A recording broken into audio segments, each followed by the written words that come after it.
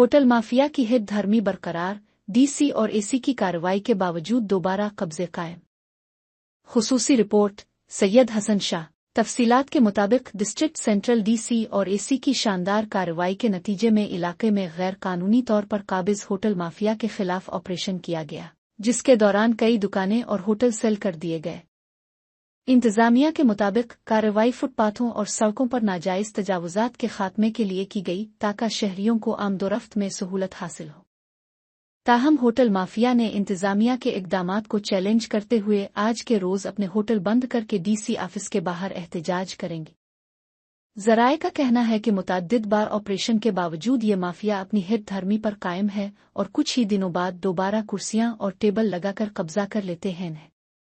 ज़िले इंतजामिया ने मुअक्किफ इख्तियार किया है कि गैर कानूनी तजावुजात किसी सूरत बर्दाश्त नहीं की जाएंगी और ऑपरेशन आइंदा भी जारी रहेगा।